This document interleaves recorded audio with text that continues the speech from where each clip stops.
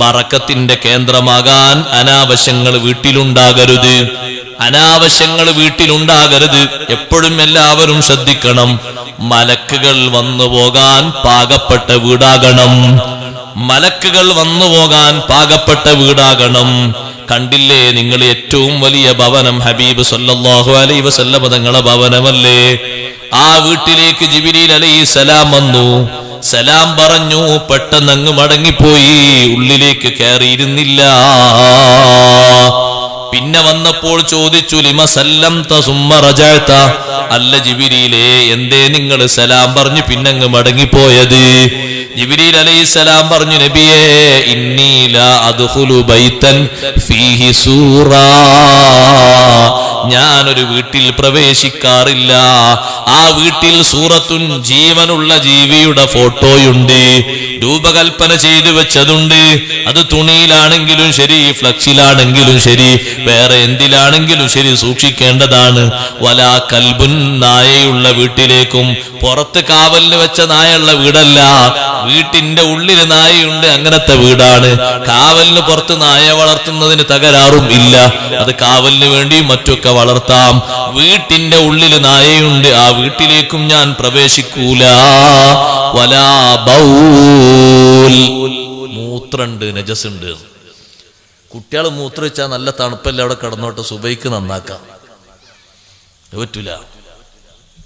ഇപ്പൊ ഈ നട്ടപ്പാതിരാക്കൊക്കെ മൂത്രമൊഴിച്ച് ഇങ്ങനെ നന്നാക്കി തിരിക്കുക, അതല്ലേ പറഞ്ഞത്? അതാണ് ശരിക്കുള്ള മാതൃക എന്ന് പറഞ്ഞത്. ഒരു കുട്ടി രാത്രി 10 പ്രാവശ്യം മൂത്രമൊഴിച്ചാൽ 10 പ്രാവശ്യത്തിന് കഴുകണം. 10 പ്രാവശ്യം ആ ഡ്രസ്സ് ചേഞ്ച് ചെയ്ത് മാറ്റണം. അത് വെച്ചിരിക്കുന്ന ആ കൊട്ട വീട്ടിന്റെ ഡൈനിങ് ഹാളിലല്ല വെക്കേണ്ടത്, കോണിക്കൂട്ടിലും അല്ല വെക്കേണ്ടത്, അത് അപ്പുറത്തുള്ള ടോയ്ലറ്റിലാണ് വെക്കേണ്ടത്. അത് നേരെ കട്ടിലിന്റെ ചോട്ടിൽ തന്നെ വെക്കും. എന്നിട്ട് ഈ മൂത്രമൊഴിച്ച ബെഡിന്റെ നടുവിൽ നമ്മൾ അപ്പുറത്ത് വേറൊരാൾ, ഇപ്പുറത്ത് വേറൊരാളും കിടക്കുക.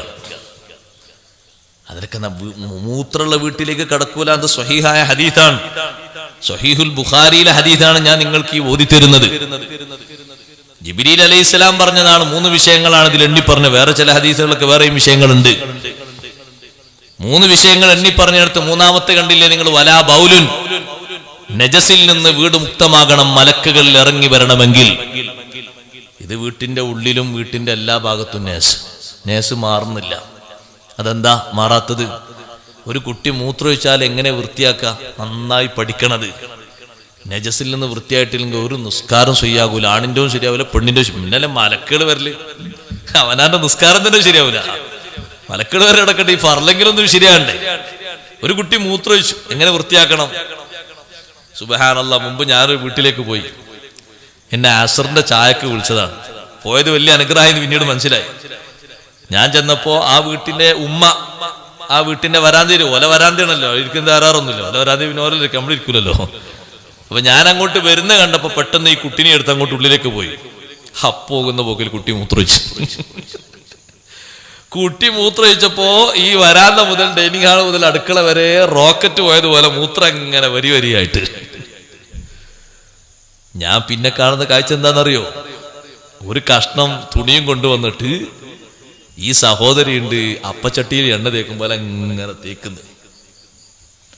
അങ്ങനെ തേച്ചാൽ എന്തായി? നേരത്തെ നജസാകാത്തിടത്തു ഇപ്പോ നജസായി. കാറ്റ് തട്ടി പെട്ടെന്ന് ഉണങ്ങല്ലേ? മാർബിളല്ലേ, മുസൈക്കല്ലേ, ടൈലല്ലേ, പിന്നൊന്നും കാണാനല്ലോ. പിന്നെന്താ കാണാനല്ലോ? അവിടെ ഹുക്കുമിൽ നജസുണ്ട്.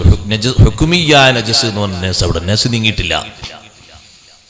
നജസ് നീങ്ങണമെങ്കിൽ എന്തു ചെയ്യണം? മൂത്രത്തെക്കാൾ അധികം വെള്ളം ഒഴിച്ച് ഒന്നുകിൽ അത് വടിച്ചു കളയോ തുടച്ചു കളയുകയോ ചെയ്യണം. ആദ്യം മൂത്രം തുടച്ച അതേ കഷ്ടം വൃത്തിയാകാതെ വീണ്ടും ഈ വെള്ളത്തിലാക്കി ഇങ്ങനെ കലക്കി തുടച്ചാൽ എല്ലാ ഭാഗത്തേക്കും സപ്ലൈ ചെയ്യലായി. അങ്ങനെ ആകരുത്. നല്ലോണം ശ്രദ്ധിക്കണത്. നമ്മൾ വീട്ടിൽ പെങ്ങന്മാര് വന്ന കാര്യമായിട്ട് ശ്രദ്ധിക്കുന്ന ഒരു പണി അതാണ്. കുട്ടികളെ ചൊറുക്ക് നോക്കുന്നതിനേക്കാളും നല്ലത് ഒരു മൂത്രം വെച്ചത് എങ്ങനെ വൃത്തിയാക്കുന്നുണ്ട്. കാരണം നിസ്കരിക്കേണ്ട വീടാ, ഖുർആൻ ഓതേണ്ട വീടാ, മലക്കുകൾ ഇറങ്ങേണ്ട വീടാണ്. മൂത്രമുള്ള വീട്ടിലേക്ക് മലക്കുകൾ ഇറങ്ങൂല എന്ന് സയ്യിദുനാ റസൂലുള്ളാഹി സ്വല്ലല്ലാഹു അലൈഹി വസല്ലം തങ്ങളോട് പറയുന്നത് ആരാണ്? ജിബ്രീൽ അലൈഹിസ്സലാമാണ്. എന്തേ മുത്തുനബി തങ്ങളെ വീട്ടിൽ വന്ന് സലാം പറഞ്ഞ് മടങ്ങിപ്പോകാൻ കാരണം? വദാലിക അന്ന ജർവൻ അൽ ഹുസൈനി അവിൽ ഹസനി റളിയല്ലാഹു അൻഹുമാ കാന ഫിൽ ബൈതി. ഹസൻ ഹുസൈൻ റളിയല്ലാഹു അൻഹുമ കളിപ്പിക്കുന്ന ചെറിയൊരു പട്ടിക്കുട്ടിയുണ്ടായിരുന്നു. അവരതിനെങ്ങനെ ഓട്ടിക്കളിപ്പിക്കും, മടിയിരുത്തി കളിപ്പിക്കുന്നല്ല. ആ ചെറിയ പട്ടിക്കുട്ടി വീട്ടിന്റെ ഉള്ളിൽ ഒരു ഭാഗത്ത് പെട്ടെന്ന് രോഗം ബാധിച്ചങ്ങ് മരണപ്പെട്ടിട്ടുണ്ട്. അത് ജിബ്രീൽ അലൈഹിസ്സലാമിന് ബോധ്യപ്പെട്ടിട്ടാ മടങ്ങിയത്. പിന്നീട് നബി തങ്ങൾക്കത് തിരിഞ്ഞു. എങ്ങനെ? അവിടത്തെ വേലക്കാരിയായ ഒരു പെണ്ണ് വീട് അടിച്ച് വൃത്തിയാക്കുമ്പോ ഈ മണമൊന്നും വരാത്ത ചെറിയ പട്ടിക്കുട്ടിയുടെ ശരീരം കണ്ടു. ഇത് ഈ വീട്ടിന്റെ ഉള്ളിലേക്ക് ആരാ കയറ്റിയത് എന്ന് ചോദിച്ചു. അത് ഈ കുട്ടികൾ അങ്ങോട്ടും ഇങ്ങോട്ടും ആട്ടിക്കളിക്കുമ്പോ വീട്ടിന്റെ ഉള്ളിൽ അറിയാതെ കയറിപ്പോയതാണ് എന്നും പറഞ്ഞു. കണ്ടില്ലേ നിങ്ങൾ, വീടിന് നല്ല പരിശുദ്ധി വേണം, നല്ല സംശുദ്ധി വേണം. സഹോദരന്മാരെ, നജസിൽ നിന്ന് വീട് മുക്തമാകണം. പറഞ്ഞ വിഷയങ്ങൾ ആരും മറക്കരുത്. നജസിൽ നിന്ന് വീട് മുക്തമാകണം, മൂത്രത്തിൽ നിന്ന് മുക്തമാകണം. ഉമ്മയും ഉപ്പയും ഒരുമിച്ച് കിടക്കുന്ന ആ വീട്ടിന്റെ ഉള്ളില് അതേ വൃത്തിയില്ലെങ്കിൽ പിന്നെ ശൈത്താനിയത്തിന്റെ ഷർറാണ് അവിടെ കൂടുതലുള്ളത്.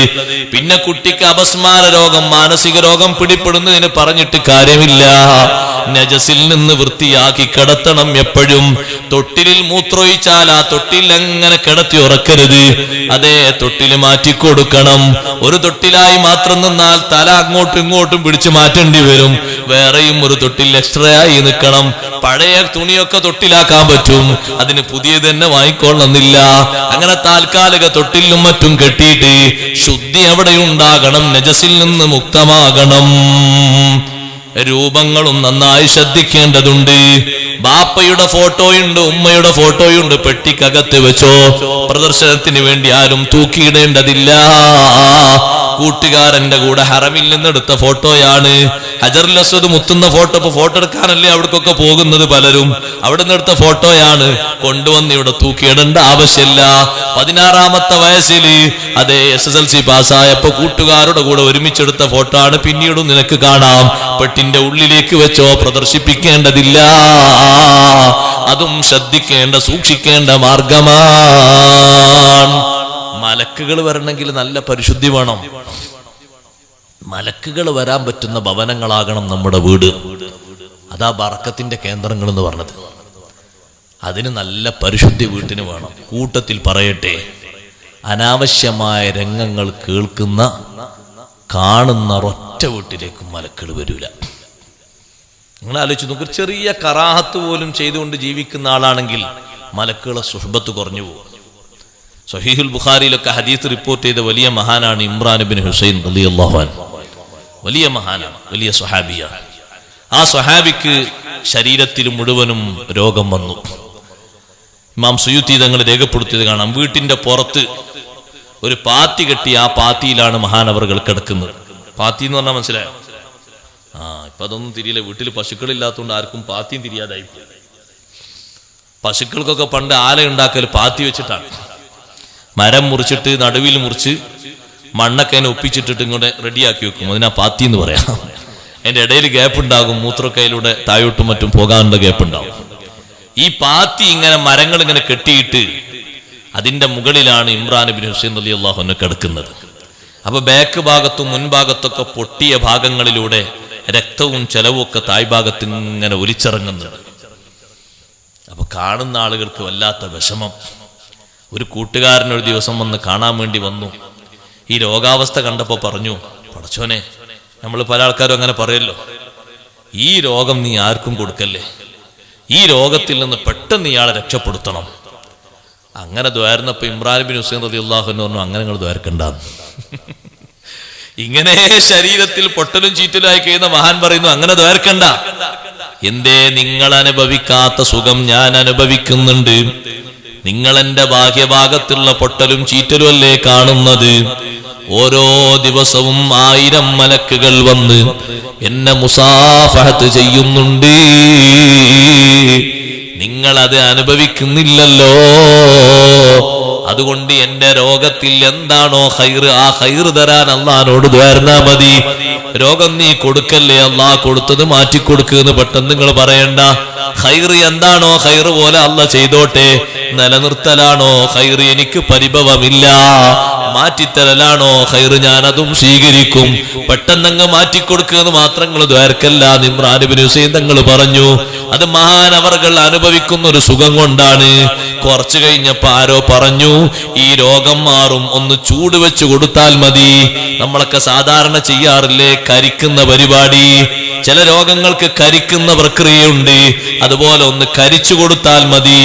മഹാനവർകൾ ഒരു വട്ടം അങ്ങനെ കരിച്ചപ്പോ പിന്നെ മലക്കുകൾ വരാതെയായി. അപ്പൊ മഹാനവർകൾ തീരുമാനിച്ചു, ഇനി കരിക്കലുമില്ല, ഒന്നുമില്ല. അമ്മലക്കുകൾ വരുമ്പോഴുള്ള സുഖം ഇപ്പോൾ എനിക്ക് കിട്ടുന്നില്ലല്ലോ.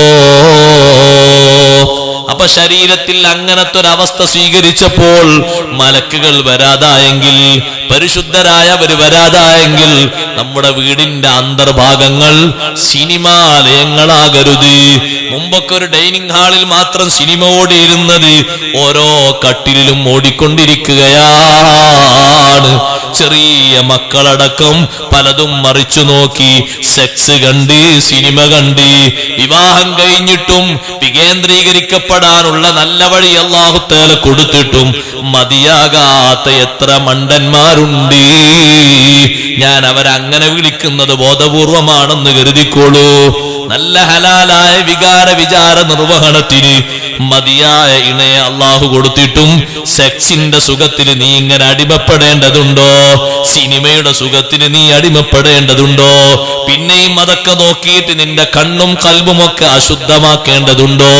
നിന്റെ ശരീരത്തിന്റെ എല്ലാ ഭാഗങ്ങളും വൃത്തികേടാക്കേണ്ടതുണ്ടോ? 4 മക്കള് താമസിക്കുന്ന 4 റൂമിലെ ചിത്രം ഈ അടുത്തൊരു മാസികയിലൂടെ നിങ്ങൾ വായിച്ചില്ലേ? 4 മക്കള് 4 റൂമിലാ കിടക്കുന്നത്. ഒരാൾ SSLC-കാരനാണ്, മറ്റൊരാള് +2 കാരനാണ്, വേറൊരാൾ ഡിഗ്രി സെക്കൻഡ് ഇയർ ആണ്, വേറൊരാൾ വിവാഹം അന്വേഷിച്ച് നിക്കാഹ് കഴിഞ്ഞ ആളാണ്. ഒരു ബാപ്പയുടെ 4 മക്കള്, 4 റൂം അവർക്ക് ബാപ്പ ഉണ്ടാക്കിയിട്ടുണ്ട്. ബാപ്പയും ഉമ്മയും നല്ല ദീനിയായത് കൊണ്ടാണ് പെട്ടെന്ന് അറിഞ്ഞ് നന്നാക്കാൻ പറ്റിയത്. 4 പേരുടെ കയ്യിലും ചില്ലറ ജോലിയെടുത്ത് കിട്ടിയിട്ട് വാങ്ങിയ ഉപകരണങ്ങളുമായി 2 മണി സമയം വരെ സെക്സിന്റെ സല്ലാപമാണ്. ഉപ്പമാരെ ഉമ്മമാരെ നല്ലോണം കരുതണം. വീട്ടിലങ്ങ് നിങ്ങളൊരു യാസീനോതുമ്പോഴേക്ക് മലക്കങ്ങ് വരുമെന്ന് കരുതണ്ട. പരിശുദ്ധിക്ക് മറ്റൊരു കുറവുണ്ടോ? അവര് വരൂല. മുത്തുനബി സല്ലല്ലാഹു അലൈഹി വസല്ലം എത്ര വലിയ പരിശുദ്ധിയുള്ള നേതാവാണ്. കൂടെ നടക്കുന്ന ആളുകൾ നഖം വെട്ടാത്തത് കൊണ്ടല്ലേ 40 ദിവസത്തോളം ജിബ്രീൽ അലൈഹിസ്സലാം വരാതെയായത്. കൂടെ നടക്കുന്നവർ നഖം വെട്ടിയിട്ടില്ല, തങ്ങൾ വെട്ടാത്തത് കൊണ്ടല്ല. നഖം വെട്ടാതിരിക്കുക എന്നുള്ളത് പരിശുദ്ധിക്ക് കുറവാണ്. ചിലര് കാണാം തള്ളവരലും പിന്നെ ചെറിയ ചെറിയ വിരലൊക്കെ കൂടിയിട്ട് ഇങ്ങനെ കൂർപ്പിച്ച് ഇങ്ങനെ നടക്കുന്നത് കാണാം. അവരെ കണ്ടാൽ തന്നെ ഒരു പേടിയാണ്. എന്തിനാന്ന് ചോദിക്കുമ്പോൾ പറയും അതൊന്നുമല്ല, വെറുതെ എന്ന് പറയും. ആവശ്യമില്ലാതെ അങ്ങനെ വളരാ. പിന്നെ എല്ലാം അങ്ങോട്ട് വളർത്തിക്കോട്ടെ, ഒന്നും വെട്ടണ്ട, അങ്ങനെ അങ്ങ് നീട്ടോട്ടെ. എല്ലാ രോമങ്ങളും എല്ലാ മുടിയും ഒന്നും ലെവലാക്കണ്ട. കക്ഷത്തെ രോമം അത് അങ്ങനെ നീണ്ടോട്ടെ, വേറെ സ്വകാര്യ സ്ഥലങ്ങളിലുള്ളത് അങ്ങനെ നീണ്ടോട്ടെ. അതുപോലെ തന്നെ മൂക്കിന്റെ ഉള്ളിലുള്ള മുടിയൊന്നും പറിക്കണ്ട, അങ്ങനെ നീണ്ടങ്ങ് പോയിക്കോട്ടെ. അതേ രൂപത്തിൽ മീശയും നീണ്ടോട്ടെ, താടിയൊക്കെ നീണ്ടോട്ടെ. അങ്ങനെയാണോ? അങ്ങനല്ലല്ലോ. അതിനൊക്കെ ഒരു സൗന്ദര്യാവസ്ഥ ഇസ്ലാം തന്നിട്ടില്ലേ? ഒരു പരിശുദ്ധാവസ്ഥ തന്നിട്ടില്ലേ? പിന്നെന്താ 2 നഖം മാത്രം ഇങ്ങനെ വെച്ചിരിക്കുന്നത്? അതിന്റെ ആവശ്യമില്ല. അങ്ങനെ വളർത്താൻ പാടില്ല, തെറ്റാണത്. അതുകൊണ്ട് അഥവാ ഏതെങ്കിലും ആളെ ഒന്ന് തോണ്ടിയിട്ട് അയാൾക്ക് മുറിവ് പറ്റിയിട്ട് ആ മുറിവ് പോയി നോക്കുമ്പോൾ നല്ല പോയസം അതിൽ കടന്നിട്ടുണ്ടെങ്കിൽ ചികിത്സക്കുള്ള തീർത്തും പണം ഇവൻ കൊടുക്കണം എന്നാണ് ഇസ്ലാമിന്റെ ഹുക്കം.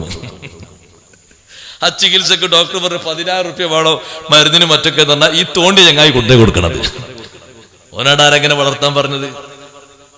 പരിശുദ്ധിക്ക് കുറവാണ്. കൂടെ നടക്കുന്നവർ നഖം വെട്ടാത്തത് കൊണ്ട് ജിബ്രീൽ അലൈഹിസ്സലാം വന്നില്ല എന്ന് പറഞ്ഞാൽ എത്ര വലിയ, നിങ്ങളൊന്ന് ആലോചിച്ചു. നബി സല്ലല്ലാഹു അലൈഹി വസല്ലം കുറവുണ്ടോ? വീട്ടിന്റെ ഉള്ളിൽ ഒരിക്കലും സിനിമ കാണുന്ന കേന്ദ്രങ്ങളാകരുത്. വീട്ടിന്റെ ഉള്ളിൽ അങ്ങനത്തെ ഒരു കേന്ദ്രമാകരുത്. ഒരു ചിത്രം ഉള്ള ഒരു വിരി, നല്ല മോഡലുള്ള വിരി, മൺകൊണ്ട് മാത്രം, കളിമണ്ണ് കൊണ്ടും കട്ട കൊണ്ടും നിർമ്മിച്ച 7 മുഴം വീതിയും 9 മുഴം നീളവുമുള്ള ചെറിയ റൂം. അത് ആരുടെ വീടാ? മുഹമ്മദുർ റസൂലുള്ളാഹി സ്വല്ലല്ലാഹു അലൈഹി വസല്ലം വീടാ. ആയിഷ ബീവി റളിയല്ലാഹു അൻഹ താമസിക്കുന്ന വീടാണ്.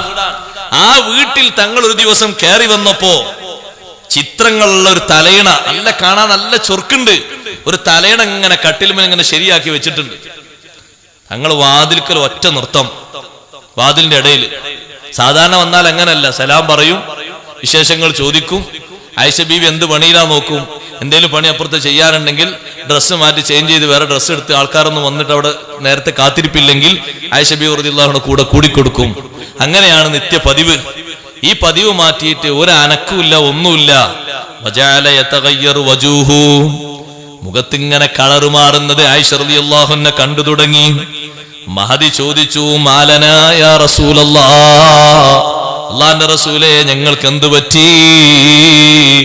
തങ്ങൾ ചോദിച്ചു, മാബാലു ഹാദിഹിൽ വിസാദ, ഈ തലയിണയുടെ അവസ്ഥ എന്താണ്? ആരാണ് ഈ തലയിണ ഇങ്ങനെ വെച്ചത്? ആ തലയിണയിൽ എന്താണുള്ളത്? ജീവനുള്ള ജീവിയുടെ ചിത്രങ്ങളാണ്. കാണാൻ നല്ല കൗതുകമുള്ള തലയിണയാണ്. പക്ഷിയുടെ ചിത്രമുണ്ട്, കാക്കയുടെ ചിത്രമുണ്ട്, പലതിന്റെയും ചിത്രമുണ്ട്. അങ്ങനെ തുന്നിപ്പിടിപ്പിച്ച് നല്ല എംബ്രോയിഡറിംഗ് ഒക്കെ ചെയ്ത് കൊണ്ടുവന്ന് വെച്ചതാണ്. ആരോ ഹദിയ കൊണ്ടുവന്നതാണ്. ആ സമയത്ത് ആയിഷ ബീവി റളിയല്ലാഹു അൻഹ പറഞ്ഞു, നബിയെ ഞാൻ തന്നെയാണ് വെച്ചത്. തങ്ങൾ വന്നിട്ടൊന്ന് ചാരിയിരുന്നോട്ടെ, കാണാൻ നല്ല ചൊറുക്കുണ്ടല്ലോ എന്ന് കരുതി ഹദിയ കിട്ടിയത് അങ്ങനെ വെച്ചതാണ്.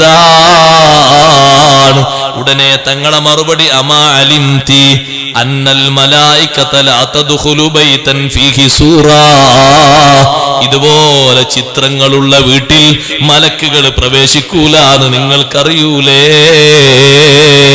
അതുകൊണ്ട് എടുത്തു മാറ്റണേ. മഹദി ഉടനെ അത് എടുത്തു മാറ്റി എന്ന് ഹദീസിൽ കാണാം. സഹോദരങ്ങളെ, നിസാരമാക്കുന്ന രൂപത്തിലല്ല, ബഹുമാനപ്പെടുത്തുന്ന രൂപത്തിലുള്ള ആ രൂപത്തിലുള്ള ചെയ്തികളും മറ്റൊന്നും പാടില്ല. നമ്മളെപ്പോഴും സൂക്ഷിക്കേണ്ടതാണ്.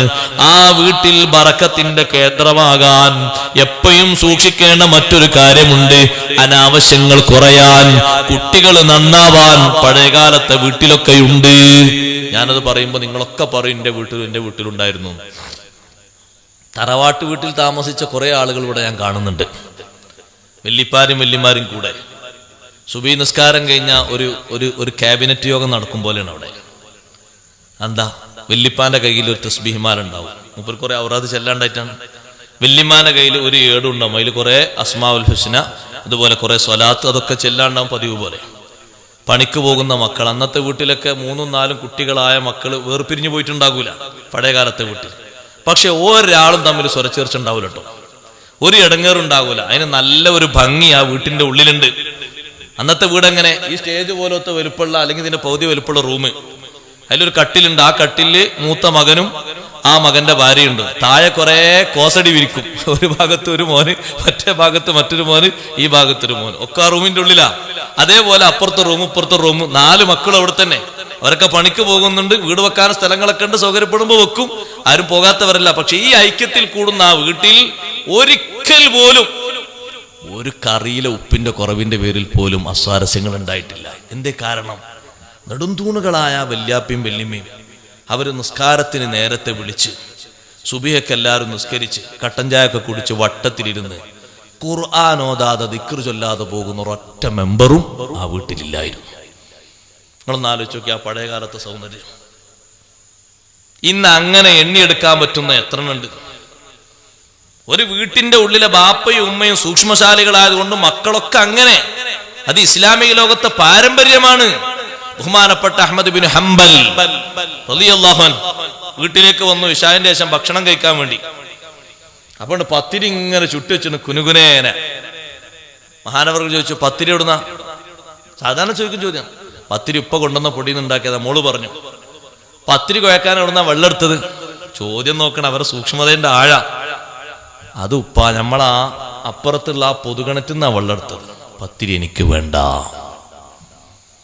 കാരണം നമ്മൾ പൊതുകിണറ്റിൽ നിന്ന് വെള്ളം എടുക്കാൻ പറ്റുന്ന മെമ്പർമാരല്ല. നമുക്ക് സ്പെഷ്യൽ കിണർ ഇവിടെ ഉണ്ടല്ലോ, പിന്നെന്തിനാ അവിടുന്ന് വെള്ളം എടുത്തത്? എത്ര കിട്ടിയില്ലെങ്കിലും കിട്ടാത്ത പോലെ ജീവിച്ചാ പോരെ. നമ്മളെ ചിന്ത അങ്ങനല്ല, കിട്ടുന്നതും കിട്ടുന്നതും ആവോളം അങ്ങോട്ട് പോരട്ടെ. പറ്റിയതാണ് ശരി, പറ്റിയതല്ലേ ശരി. നമ്മളതിന്റെ മെമ്പർമാരാണ് ശരി, മെമ്പർമാരല്ലേ ശരി. അല്ലെങ്കിൽ ഒന്ന് ആലോചിച്ച് നോക്കി, ഹക്കാണ് ഞാൻ പറയട്ടെ, ഒന്ന് ആലോചിച്ച് നോക്കി. വരുമാനം എഴുതുന്നിടത്ത് എത്ര കുറച്ചാ നിങ്ങൾ ഇതിൽ? ആരാ മറന്ന ഇതിന്? അള്ള തന്ന വരുമാനം കണക്കാക്കി എഴുതാൻ ധൈര്യമുള്ളവർ ആരവിടെ? ഹക്കാകും അത്? അല്ല, ഹക്കാകും നിങ്ങൾ പറയാ, ഉസ്താദ്മാര് പറയുകയാണെങ്കിൽ നമ്മൾ ഓക്കെ. 30,000 വരുമാനം കിട്ടുന്ന ഒരാൾ 300 നേടിയ ഹക്കാവോ? എങ്ങനെ ഹക്കാകല്? എങ്ങനെ സഹോദരന്മാരത് ശരിയാകല്? വരുമാനം രേഖപ്പെടുത്തുന്നിടത്ത് സത്യം വേണ്ടേ? ഒരു ബാപ്പക്ക് ആ ബാപ്പന്റെ കീഴിലും ആ ബാപ്പന്റെ വരുമാനം മൊത്തം കൂട്ടി നോക്കുമ്പോൾ 3 ലക്ഷം ഉണ്ട് കരുതിക്കോളൂ. എത്ര എഴുതുന്നത്? 30,000. ബാക്കി 9% എവിടെ? നമ്മൾ ആലോചിക്കണ്ടില്ലേ? മഹാന്മാരെ ഈ ചിന്ത ചിന്തിക്കുമ്പോൾ നമ്മൾ ആലോചിക്കണ്ടല്ലേ? അവർ ചെറിയൊരു ആലത്തേക്കും നമുക്കൊക്കെ എല്ലാവർക്കും താല്പര്യം താരങ്ങള്, എല്ലാവർക്കും താല്പര്യം ഏറ്റവും കൂടുതൽ ആനുകൂല്യം കിട്ടുന്ന ആൾക്കാരിൽ പെടുകയും വേണം. എന്നാൽ ഉള്ള ദർജ കുറയും ചെയ്യരുത്. അള്ളാഹ് തന്ന നിയമത്തിൽ ഇസ്സത്തോടെ ജീവിക്കണം. അതിനാ നമ്മള് അള്ളാഹു തആല തന്ന നിയമത്തിൽ ഇസ്സത്തോടെ ജീവിക്കണം. എന്നോട് ഒരാൾ പറഞ്ഞു, അവിടെ ഉസ്താദേ കാർഡ് കൊടുക്കുന്നുണ്ട്. ഞാൻ വിചാരിച്ചു എന്ത് കാർഡാണ് ഇതൊന്നൊരു കാർഡ് വന്നില്ല, ആരോഗ്യ കാർഡ്, ആരോഗ്യ ഇൻഷുറൻസ് കാർഡ് അല്ലേ? നിങ്ങൾ വാങ്ങിക്കോളി, ഉമ്മാക്കൊക്കെ മരുന്നിനൊക്കെ ഉപകാരപ്പെടും. അപ്പൊ ഞാൻ ചോദിച്ചു അയാളോട്, എന്താ അത് വാങ്ങിയ നേട്ടം?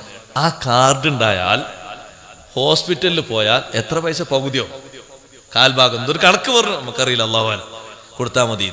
അപ്പൊ ഞാൻ ചോദിച്ചു പിന്നെയും, അത് ആർക്കുള്ളതാണ്? അല്ല, ഗവൺമെന്റ് ഒരു നിയമം വെക്കുമല്ലോ, ആർക്ക്? അത് ഇത്ര ശതമാനം ലെവലിൽ ജീവിക്കുന്നവർക്കാണ്. അവർക്ക് ഇത്ര പാകത്തിലേ വീട് പറ്റുള്ളൂ, ഇങ്ങനെ പറ്റുള്ളൂ, ഇങ്ങനെ പറ്റുള്ളൂ. അപ്പൊ ഞാനിങ്ങനെ നോക്കുമ്പോ സുബ്ഹാന ജല്ല ജലാലുഹു, അതിന് വരി നിൽക്കുന്ന ആൾക്കാരിൽ 92% ആൾക്കാരും ആ നിയമത്തിന് പുറത്താണ്.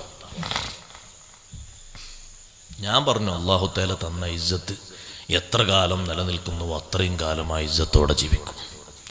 കാർഡും വേണ്ട, ഒന്നും വേണ്ട.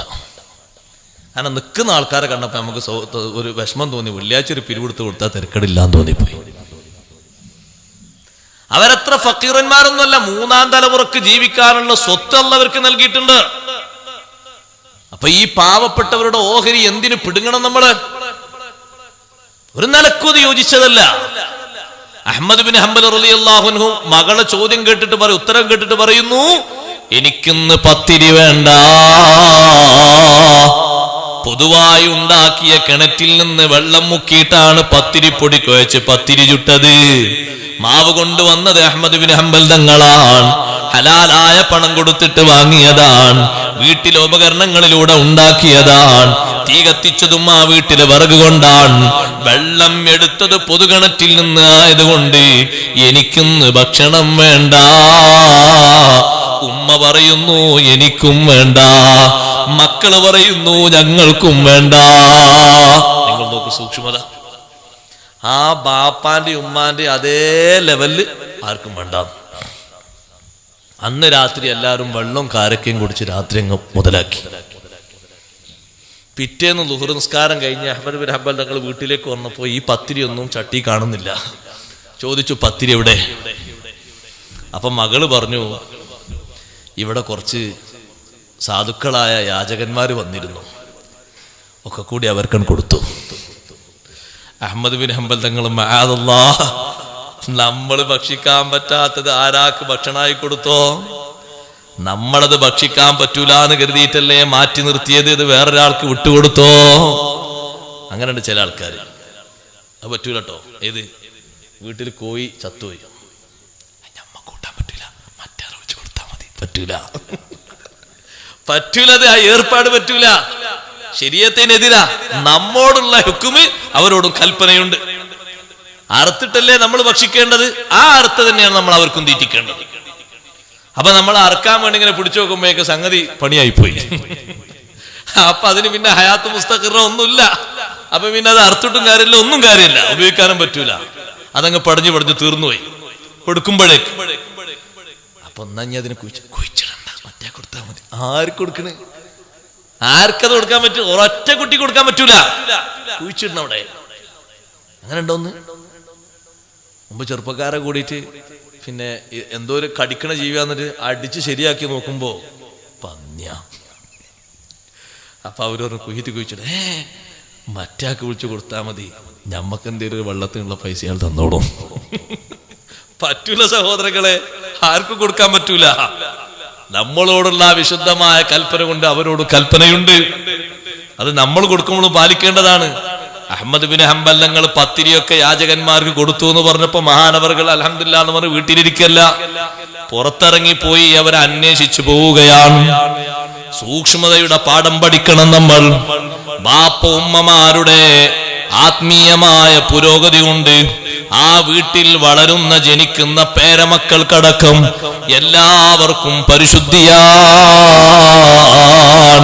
പഴയ കാലത്ത് അങ്ങനെ ഒരു സാഹചര്യം ഉണ്ടായിരുന്നു. ഇന്നും അത് നിലനിൽക്കുന്ന ഒറ്റപ്പെട്ട ഭവനങ്ങളൊക്കെയുണ്ട്. അള്ളാഹു നമ്മുടെ വീടുകൾ അത്തരത്തിൽ കേന്ദ്രങ്ങളാക്കി മാറ്റിത്തരട്ടെ. സുബ്ഹി നിസ്കാരം കഴിഞ്ഞ് പള്ളിയിൽ നിന്ന് പോകുന്ന ഉപ്പ പള്ളിയിൽ ഖുർആൻ ഓതാൻ നിൽക്കാതെ വീട്ടിലേക്ക് പോവുകയാണ്. മക്കളെ കൂടെ പെൺമക്കളുണ്ട്, ആൺമക്കളുണ്ട്. എല്ലാവരും ഒരു മേശക്ക് ചുറ്റുമിരുന്ന് ഖുർആൻ ഓതുകയാണ്. 10 മിനിറ്റ് ആണെങ്കിൽ ആ 10 മിനിറ്റ് ആ വീട്ടിലെ ബറക്കത്ത് ചെറുതല്ല. എത്ര കണ്ട് ഓതുന്നുവോ അത്ര കണ്ട് ബറക്കത്തുണ്ട്. അഹ്മദ് ബിൻ ഹംബൽ തങ്ങൾ തെരഞ്ഞു പോവുകയാണ്. ഒരു ഭാഗത്ത് യാചകന്മാരിങ്ങനെ കൂടി നിൽക്കുന്നുണ്ട്. അവരാണെന്ന് തോന്നി. അവരോട് ചോദിച്ചു, നിങ്ങൾ എന്റെ വീട്ടിൽ പോയിരുന്നോ? അവര് പറഞ്ഞു, അതെ ഉസ്താദേ, നിങ്ങളുടെ വീട്ടിൽ പോയിരുന്നു. നിങ്ങൾക്ക് അവിടുന്ന് വല്ലതും കിട്ടിയോ? പത്തിരി കിട്ടിയിട്ടുണ്ട്. മുഴുവനും കിട്ടിയോ? മുഴുവനും കിട്ടിയിട്ടുണ്ട്. നിങ്ങൾ അതെന്ത് ചെയ്തു? അപ്പൊ അവരെ കൂട്ടത്തിൽ ഒരാൾ പറഞ്ഞു, തലവനായ ഒരാൾ പറഞ്ഞു, ഇത്രയധികം പത്തിരി കിട്ടിയപ്പോ ഞങ്ങളെ കൂട്ടത്തിൽ ഒരാൾ പറഞ്ഞു, നമ്മൾ നേരത്തെ ഈ വീട്ടിൽ വന്നിട്ടുണ്ടല്ലോ. ഉണ്ട്. അന്നൊക്കെ എത്ര കിട്ടിയത്? ഭക്ഷണം കഴിച്ച് 2 3 പത്തിരി ബാക്കി ഉണ്ടാവും, അത്രയല്ലേ കിട്ടിയിട്ടുള്ളൂ. ഇത്രത്തോളം പത്തിരി ഈ വീട്ടിൽ നിന്ന് നമുക്ക് തന്നപ്പോ അവർക്ക് തിന്നാൻ പറ്റാത്ത എന്തോ ഒരു സാഹചര്യം വന്നിട്ടുണ്ട്, അതുകൊണ്ട് തന്നതായിരിക്കും മനസ്സിലാക്കി. ഞങ്ങൾ ആരും തിന്നീല. അൽഹംദുലില്ലാ. മഹാനവറുകൾ ഉറക്കെ പറഞ്ഞു, അൽഹംദുലില്ലാ, അല്ലാഹ് എന്നെ രക്ഷപ്പെടുത്തി.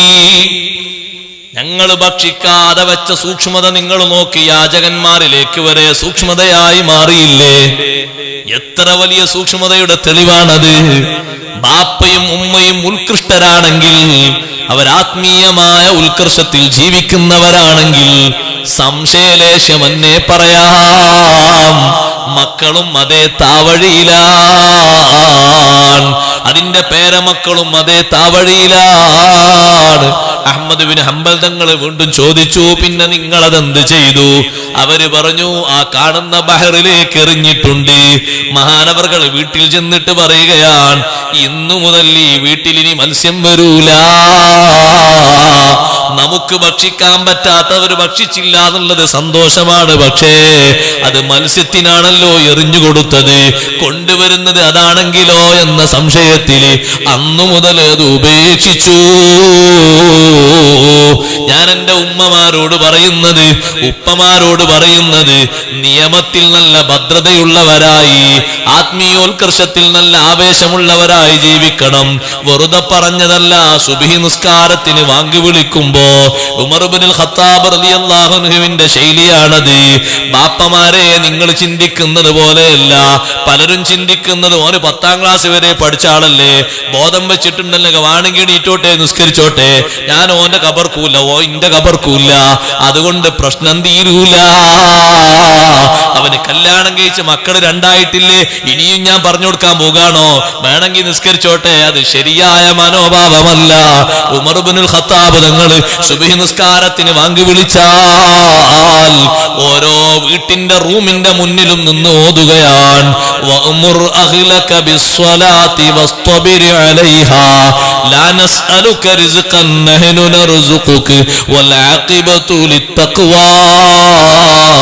ആയത്ത് 2ഉം 3ഉം തവണ ഓതുമ്പോ ആ റൂമിലുള്ളവർ എണീറ്റു എന്ന് കണ്ടാൽ അപ്പുറത്തെ റൂമിൽ പോകും, അവരെണീറ്റു എന്ന് കണ്ടാൽ ഇപ്പുറത്തെ റൂമിൽ പോകും, അവരെണീറ്റു എന്ന് കണ്ടാൽ അപ്പുറത്തെ റൂമിൽ പോകും. എല്ലാവരും എണീറ്റ ശേഷം മഹാനവറുകൾ പള്ളിയിലേക്ക് അങ്ങ് നീങ്ങും. ഒന്ന് വിളിച്ചെങ്കിൽ എന്നെ സമാധാനം. വിളി വരെ മാറ്റിപ്പോയി.